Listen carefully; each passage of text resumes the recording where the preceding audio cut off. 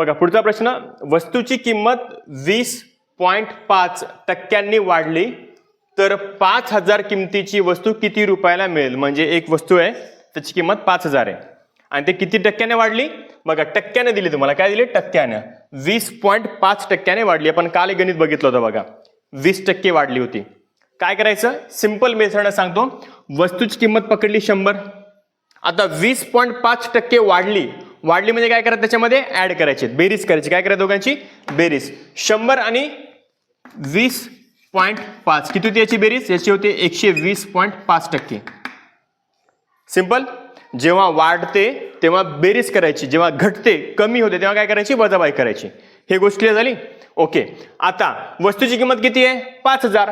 मग या 5,000ची किंमत 120.5%. टक्के म्हणजे काय असते? भागिले 100. तर नवीन किंमत किती होईल? याला सॉल्व्ह करा, उत्तर तुम्हाला भेटून जाईल. ओके, नीट बघा काय करायलो. हा पॉइंट इकडे घेतला, खाली एक शून्य वाढवायचा असतो. आता पॉइंट संपला. 1 2 3 1 2 3 शून्य शून्य कटले. उरलं काय? 1,205 गुणिले 5. या दोघांचा गुणाकार करा, तुम्हाला उत्तर भेटून जाईल. करत गुणाकार. 5 5 25, 25 ला 5, हातच्याले 2, 5 0 0, 2 ला 2, 5 2 10, 10 ला 0, हातच्याला 1, 5 1 5, 5 आणि 1 6. तर वस्तूची किंमत किती होईल? 6,025 रुपये होईल. ओके. बघा आजचे जे गणित आहेत, आपण 10 गणित घेणार आहोत आणि ते गणित थोडेसे वेगळे आहेत, मजेशीर आहेत, चांगले आहेत, डोक्याला चालना देणारे आहेत. बघा आता पहिला प्रश्न काय? महेश आपल्या पगाराच्या 15% रक्कम बँकेत शिल्लक ठेवतो व तेवढीच रक्कम घर खर्चासाठी ठेवतो व बाकीचे 3,500 रुपये इतर खर्च करतो, तर त्याला पगार किती? त्याचा तुम्हाला पगार विचारला. ठीक आहे, माहिती काय दिली नीट समजून घ्या. 15% रक्कम त्याने काय ठेवला? बँकेत ठेवला आणि तितकीच रक्कम त्याने काय केला? खर्च केला. म्हणजे 15% बँकेत ठेवला, 15% खर्च केला. म्हणजे ते आणि हे म्हणजे 15 आणि 15 किती झालेत? 30. 30% त्याचे काय गेलेत? खर्च झालेत किंवा गेलेत. उरले किती त्याच्याकडे? आता आपण काय करतो कधी पण, एकूण म्हणजे किती पकडतो? 100%. ठीक आहे, त्याचा एकूण पगार आपण पकडू 100%.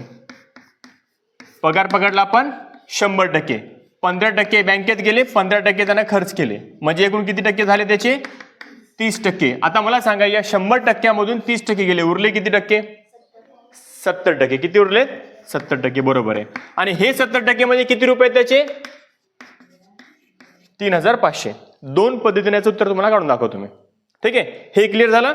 15% बँकेत शिल्लक ठेवला, तितकेच खर्च केला आणि राहिलेले त्याचे 3,500. याच्यावर आपण आता बघा, मी तुला सांगतो दोन पद्धती. पहिले आपण एकमान पद्धतीने जाऊ. एकमान पद्धती काय सांगते? टक्के आणि इतर रुपये. ठीक आहे, काय निघालं होतं आपलं? आपलं निघालं होतं 70% म्हणजे किती उरले होते? 3,700. हे उरलेले आहेत ना, बरोबर आहे. 70% उरले म्हणजे 3,700 उरले. तुम्हाला काय विचारलं तर त्याचा पगार किती? पगार किती होता आपला? 100%. 100% म्हणजे किती? एका झटक्यात निघून जाते उत्तर. कसं करणार? x बरोबर जे x च्या विरुद्ध ते कुठे लिहितो आपण? छेदामध्ये, आणि या दोघांचा तिरपा गुणाकार. 100 गुणिले 3,700. 0 0 कटला. नाही 35 आहे. तर तेच म्हणलं मी, असं कसं झालं? 0 0 कटला. 7 1 7, 7 5 35, 0 ला 0. 50 गुणिले 100 किती होणार? 5,000. मग त्याचा पगार किती आहे? 5,000. ही झाली एकमानच्या मिथडनं. आता दुसरं काय म्हणलं? त्याचे 30% खर्च झाले, उरले 70%. समजा जर त्याचा पगार आपण पकडला x, आपल्याला माहित नाही त्याचा पगार किती आहे, मग त्याच्या पगाराच्या किती टक्के? 70% उरले. 70% म्हणजे आपण कसं लिहितो? 70 छेदामध्ये 100. काल आपण बघितलं होतं, टक्क्याचं चिन्ह म्हणजे भागिले 100. म्हणजे पगाराच्या 70% उरले, म्हणजे त्याच्याकडे उरले 3,500. तर त्याचा पगार किती? पगार म्हणजे x. मग काय करणार आपण? x बरोबर 3,500 छेदामधले गेलेत अंशात आणि हे अंशामधले आलेत छेदामध्ये. बघा हेच इथं बनलं की नाही? बघा म्हणलं सेम. 0 0 कॅन्सल. 7 1 7, 7 5 35, 0 ला 0. 500 गुणिले 10 म्हणजे परत किती आला? 5,000. मग त्याला पगार किती आहे? 5,000. ओके. पुढचा प्रश्न बघा, एका संख्येचा 7% बघा, हे 7% म्हणतील किंवा 7% देतील, हे चिन्ह आणि हे एकच समजायचं, लक्षात ठेवा, कन्फ्युज होऊ नका. एका संख्येचा 7% ची किंमत 112 येते, तर ती संख्या कोणती आहे? ती संख्या आपल्याला माहिती आहे का? नाही माहित. आपण काय पकडतो मग? एक्स. ती संख्या काय पकडतो आपण? एक्स. एक्स ची 7% म्हणजे 7%. 7% म्हणजे काय? भागिले 100. किंमत किती याची? 112. बस एक्सची किंमत काढा, तुमचं तुम्हाला उत्तर भेटून जाईल. कसं काढणार? ज्याची किंमत काढली त्याला काय करतो आपण? एकटं पाडतो. एक्स बरोबर 112 ला 112. छेदामधले गेले अंशामध्ये आणि अंशातले आले छेदामध्ये. 7 ने 112 ला भाग जाते. 7 1 7, 7 1 7. किती उरलेत? 4. 7 सकम 42. उरले किती आता? 16 गुणिले 100 1600. पर्याय क्रमांक 1. सिंपल. बघा, एकदम इंटरेस्टिंग क्वेश्चन आहे आणि असेच प्रश्न परीक्षेमध्ये सहसा विचारले जातात. हे प्रश्न 5वीला आहे, 6वीला येते, 7वीला येते, इव्हन 8वीला पण अशा प्रकारचे प्रश्न येतात. काय म्हणते बघा प्रश्नामध्ये? साखरेची किंमत 10% ने वाढली. किंमत काहीतरी होती ती 10% ने वाढली आणि किंमत 10% वाढल्यामुळे काय केलं की तिचा खप 10% ने कमी झाला. बघा असंच असते, जेव्हा एखाद्या वस्तूची किंमत वाढते तेव्हा तिची मागणी कमी होते. तर मग ओव्हरऑल काय फरक पडतो त्याच्या विक्रीमध्ये हे तुम्हाला विचारलं. 10% किंमत वाढली, 10% विक्री कमी झाली, तर विक्रीत काय फरक पडला? आता ज्यांना याचं काही बेसिक माहित नसते ते डायरेक्ट काय करतात? 10% वाढली, 10% कमी झाली म्हणजे काही फरक पडणार नाही असं 3 ला गोल करून पुढे जातात, पण चुकते. आता याला लांब लचकपण एक मेथड आणि एक शॉर्टकट मेथड पण आहे, पण तुला शॉर्टकट सांगतो कारण ही स्पर्धा परीक्षा आहे, लवकरात लवकर काढायचं होतं असते उत्तर. तर एक गोष्ट डोक्यामध्ये चांगल्या प्रकारे बसवा. काय? एखाद्या वस्तूची किंमत 10% वाढते, 20% वाढते, 30% वाढते आणि तितक्याच टक्क्यामध्ये तिची जर मागणी घटत असेल, महत्वाचा पॉइंट आहे, जितकी टक्के किंमत वाढली तितकीच टक्के मागणी जर घटली तर आपल्याला तोटाच होतो. काय होतो आपल्याला? तोटा. काय होणार? घट होणार, कमी होणार, जास्त होणार नाही. ही गोष्ट क्लिअर? काय म्हटलं मी तुम्हाला? जितकी टक्के किंमत वाढली तितकीच टक्के जर मागणी घटली, विक्री घटली, तर आपल्याला काय होतो? नेहमी तोटा होतो. आता किती टक्के तोटा होतो हे काढायचं आहे. मग त्यासाठी एक साधं सिंपल सोपं सूत्र आहे. तोटा बरोबर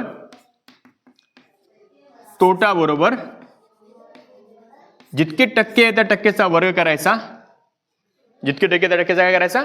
वर्ग करायचा आणि भागिले काय करायचं? 100 करायचा. सूत्र कळालं? टक्के सारखंच आहे.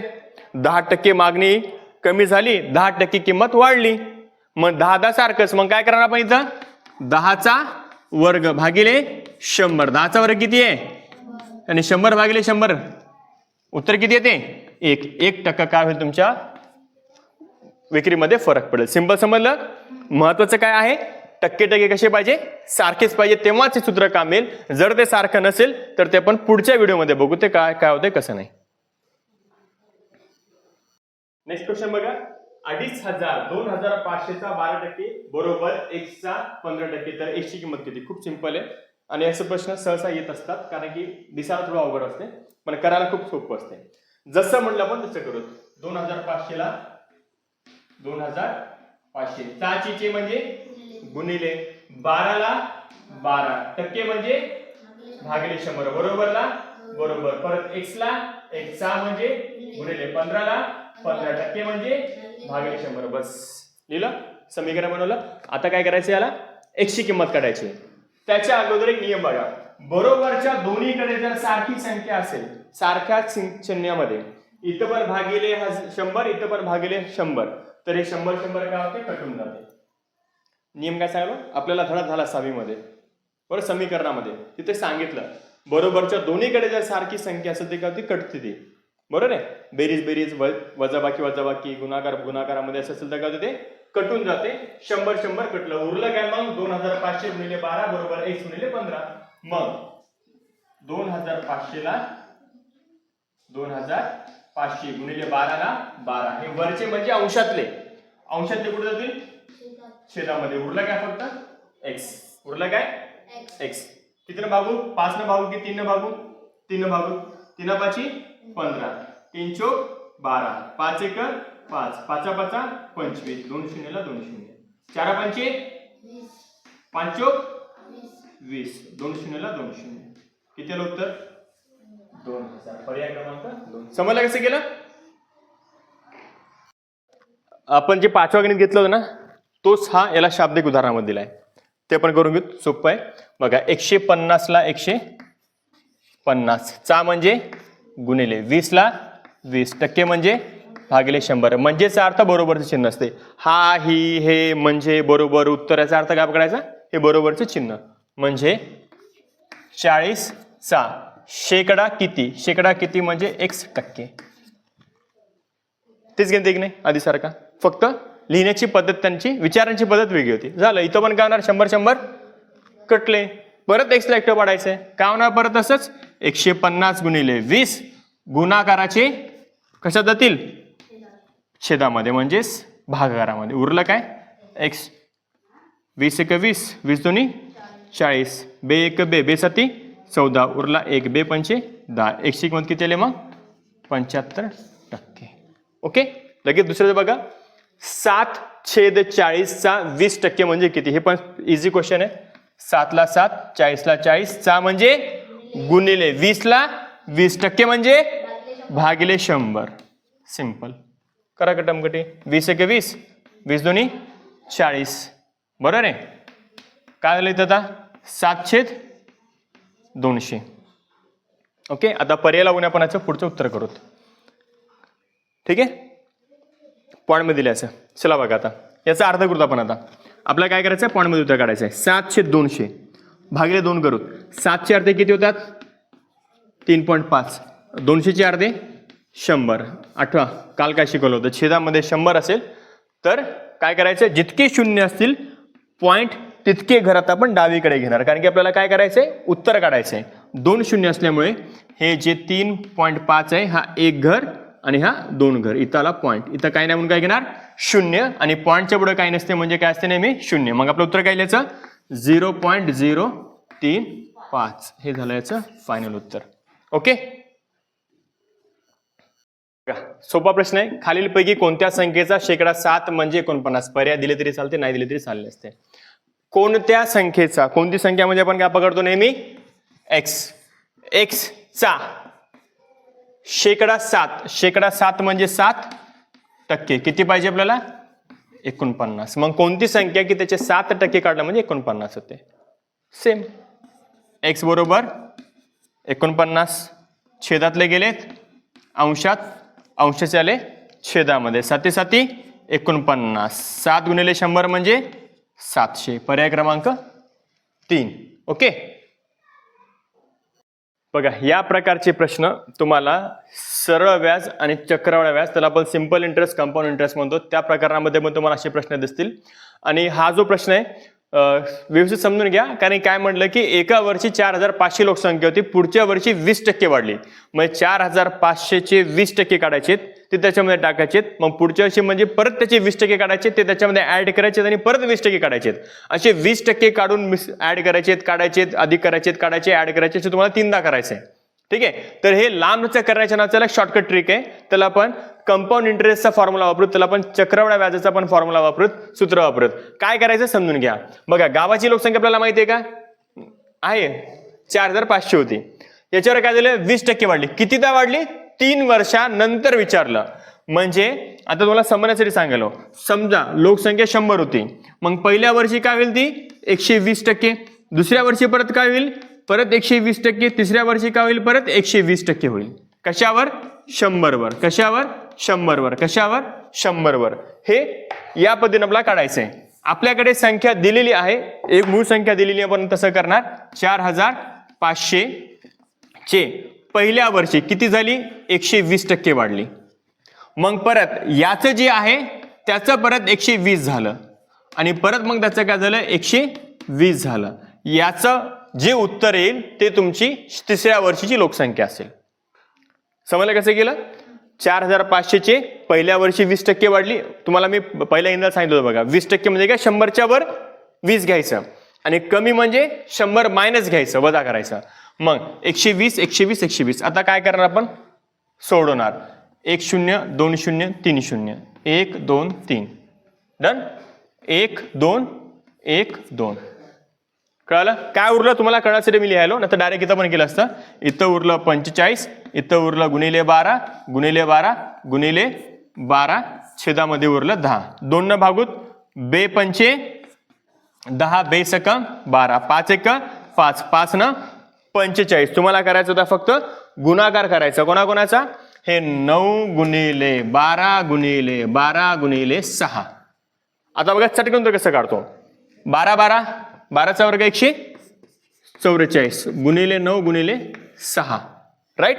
बघा आता हे 9 सक 54, मग हे 144 गुणिले काय करणार तुम्ही 54. या दोघांचा गुणाकार मध्ये तुमचं उत्तर असेल. आता बघा काय करतो, फक्त एक एक स्थानाचा गुणाकार. 4 चौक 16, म्हणजे एक स्थानी काय आलंय 6. एक स्थानी 6 कुठे? इथं. अजून कुठे एक स्थानी 6 दिसायले नाही, तर याचं उत्तर तुमचं किती येईल? 7776. या दोघांचा गुणाकार करून बघा, इतकंच उत्तर आलेलं असेल. तर आज जे आपण गणित बघितलेत ते खूप इंटरेस्टिंग होते. आता उद्या जे गणित घेतो आपण ते थोडेसे टफ असतील, एकदम हाय लेवलचे असतील ते. ठीक आहे, उद्याच्या व्हिडिओचा वेट करा.